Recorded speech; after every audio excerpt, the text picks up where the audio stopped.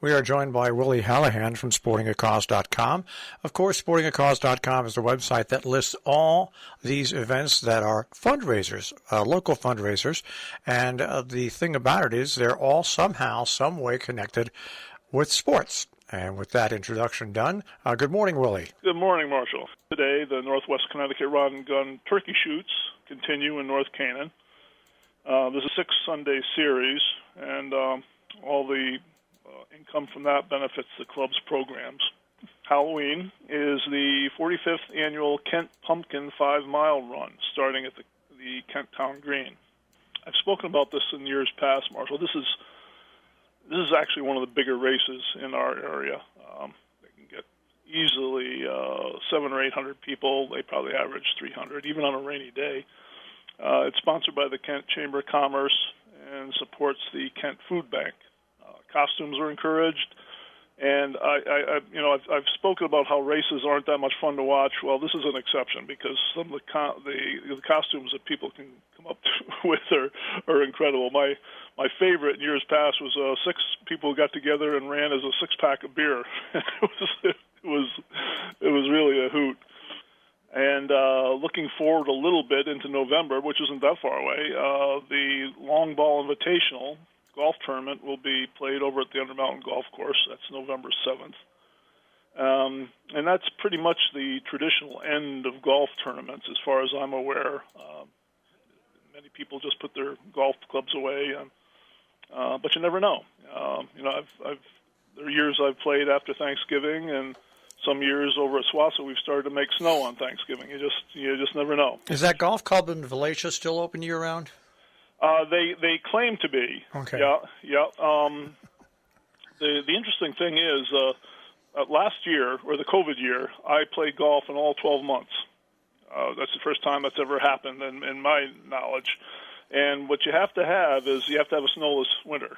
If you have a brown winter, there's no snow on the ground, you have warm days all throughout the winter. You'll have a day or two. It doesn't matter if it's February or January or December or March.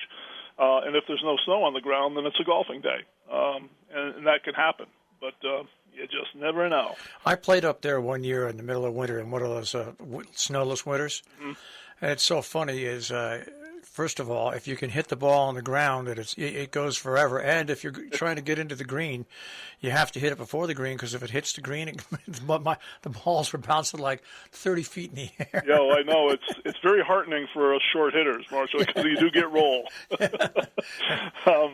Looking forward into November more, there are about a dozen races. The cold doesn't hold back the runners. There are 5Ks and 5-milers.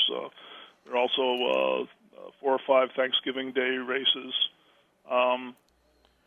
Also starting in November, the Bonspiels are back. Those are the events that are sponsored by the Norfolk Curling Club. It's good to see them back because they just totally went away during the pandemic.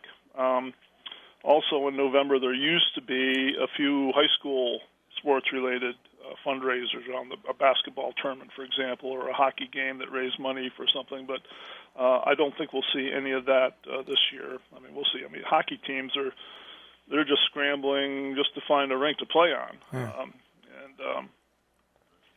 So my gut is that we won't see any school-related fundraisers. The pandemic isn't quite over yet. I think it's a confusing time for people. There's in some ways there's a feel that we're over the hump, but still people are wearing masks and they're a little reluctant to join in events. So I think we'll have another winter of caution, let's say. Then in December, the beginning of December, the first Saturday, the 4th, Swasso will hold its annual ski swap and sale. That's a big deal. It's a big fundraiser for Swasso. And last year, with the pandemic, we held it. We had all kinds of restrictions. Of course, people were required to wear masks. We hold it at in the facility at the Lakeville Hose Company. Massive space. We take up the space that half a dozen trucks would normally occupy. We could only let 25 people in at a time. It was drizzling out, and people stood in line outside for over an hour to get in, and we had the best year we ever had. People were, at that point in December, people were really looking for things to do, and winter sports were one of those safe events that they could indulge in. So they bought skis and cross-country skis and snowshoes and skates and all that stuff. It'll be interesting to see what happens this year, Marshall. We've been told by the jobber who brings a bunch of new equipment down to supplement our used stuff that prices are through the roof for everything, really. I mean, not just ski kind of equipment, but just about everything you can imagine. It's this. I'm no economist, but I know that the 5% inflation figure we're fed by the government, it doesn't even come close to telling the real story about prices. I mean, all I have to do is go to the grocery store. You can see supply and demand, and it's so bad. This isn't a joke.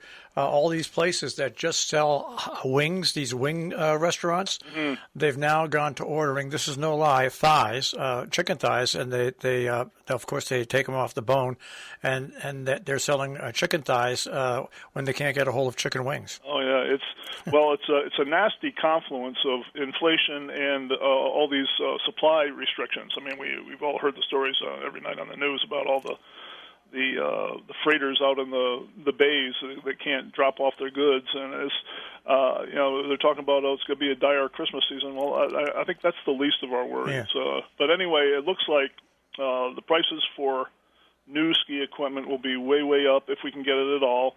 So it's going to be interesting. I think there'll be a clamoring for people to buy good used equipment. If we have it, we'll see. And that's about as far as into the future as I want to go, Marshall. Things have definitely slowed down, as I've been saying, and that's okay. We're at that time of year where it normally slows down anyway. It is, yeah. All right, Willie. Well, Sporting a Cause is the website, and Willie, we'll check in with you and get future updates. Okay, thank you, Marshall. You take care. Take care. Willie Hallihan, Sporting a Cause, sportingacause.com.